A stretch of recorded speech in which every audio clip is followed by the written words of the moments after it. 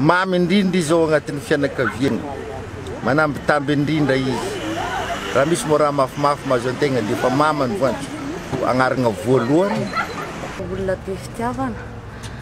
olo mifony reny a miany zana mifony reny mpianakaviana zany aloha dia voalohany olona nahitana masoandro dia faharoa koa zany navita ny kolokolo nahabe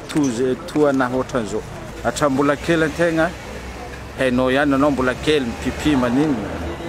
to izy na kolokolo an'izay ary nahatra zay tena tsy foy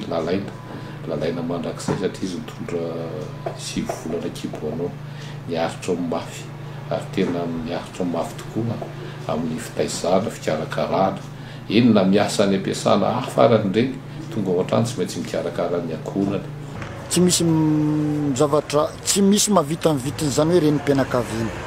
na mijanonao anatin'ny tokantrano fotsiny io a mavita ditongotra farany kely io ana amin'ny tena 1 kilometatra io raha kely indrindra ao anaty tokantrano ninona mahazo an'izany ny reny tsy maintsy eo foana par rapport ny ray zany zay aloha fahitako an'izany nataony anazy zany a izy zany mikarakarany ao atokantrano a dia teo foana izy na nisy miditra natao na dia mavita mamoaka teny mahery arany a izy tsy manazy zany sady mikarakara papa izy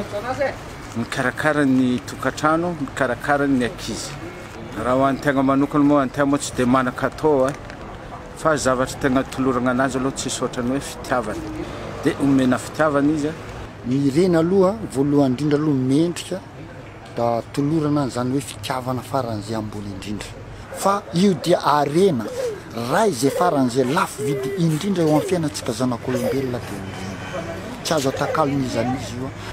tafita aloha tsy maintsy tafita ianao fiainana dia izy no ampiana voalohany ny valim-pitimo aloha tsy misy ohatrany hoe fitsidiana ny tokantrano misy anazy raha ohatra hoe mbola samby velogno ambony tany aketo fa